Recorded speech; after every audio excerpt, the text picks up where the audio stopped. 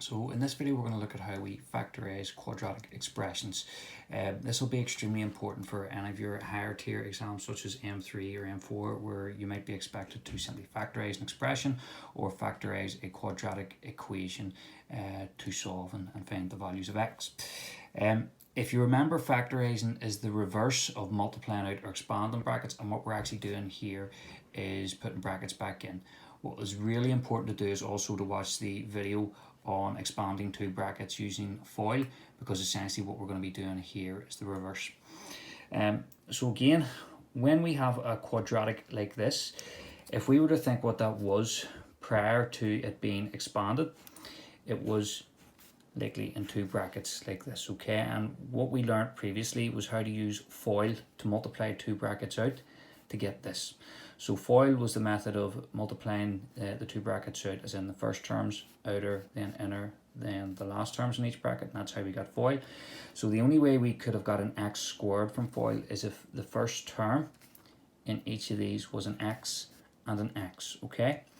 Now, the way we get the last term in each bracket is by considering the coefficient of x and the number on its own here. We consider the number on its own as what's known as the product. So product in maths means multiply. So we need to think of two numbers that multiply together to give us 6, but are a sum of 5 when combined. So sum means add together, all right? So two numbers that multiply together to give us 6, but add to give us 5. So let's think of the factors of 6 that multiply together to give us 6. So if we were to consider 1 and 6. Now everything's positive in this, so whatever's going to be in these two brackets will be positive as well. So that's something else that's nice and easy about this first example. So 1 and 6, yes, they will multiply together to give us 6, but they certainly don't give us a sum of 5 together, they would give us 7. The other combination then, so 1 and 6 would be 2 and 3. So 2 times 3 indeed gives us 6 and is also a sum of 5. Okay, so that's what we would be dealing with when everything's positive, and also it doesn't really matter if you were to put plus 3 and plus 2 as in the other way around. Okay, so when everything's positive, it's nice and straightforward like that. Okay, so the coefficient of x is the sum, and the number that's on here at the end is the product. Okay, the next example, we have a positive and a negative. So we'll start it off in the same manner. So we'll put our two brackets out. The only way we can get an x squared again is if the first term in each bracket again is an x and an x. Number on its own again here is the product, and the coefficient of x is the sum. So if it's just an x on its own, well, of course that means 1x, so the sum, the two numbers combined, has to give us a total of 1. Now because we're looking at a minus 20, this is where you just need to be careful. The two numbers multiplied together, the only way we can get a minus 20 is if one is positive and one is negative. So that's just, again, process of elimination. Let's say if we had a positive 1 and a minus 20.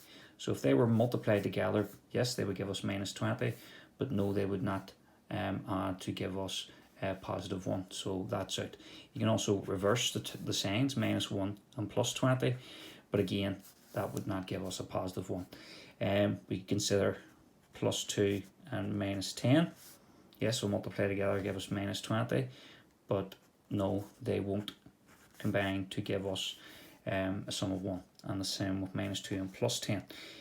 Next up from that, so we would have a combination of 4 and 5, and I suppose it's a case of which one's positive and which one's negative when we look at this. So if we consider plus 4 minus 5, well, plus 4 take away 5 would give me minus 1, so that one doesn't work, so therefore it must be the signs or the other way about, minus 4 and positive 5. So this is the combination that we're looking here. And again, as long as the sign is with the correct number, I wouldn't mind if I put minus 4 in here, and plus 5 in here, or plus 5 in here, and minus 4 in here. Okay, so it's really a case of a wee bit of trial and error, working down the products like this and seeing if we get a sum of whatever we're looking for here with the coefficient of x. Again, just another wee example. I'll cover this in 2 videos to look at some of the trickier ones.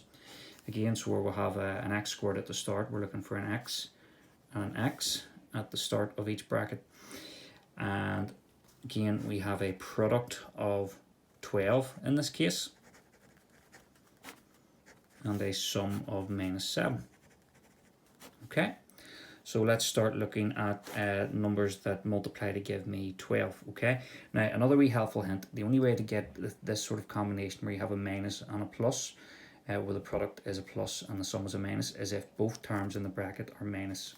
Okay, so that's something else, because two negatives multiplied together are going to give us a plus, and when we combine them to get the sum, we will get a negative number for the sum. All right, so that's something that will help me out. I know both numbers for the product have to be negative, so I could look at -1 and -12. -1 times -12 gives me +12, but certainly doesn't give me a sum of -7. That would be -13. -1 take away 12 is -13. So I could look at -2 and -6. -2 times -6 does give me +12, but again, does not give me a sum of -7. -2 take away 6 would be -8. So I could look now at -3 take away 4. Yep, that seems to be the winner. -3 take away 4 is a sum of -7.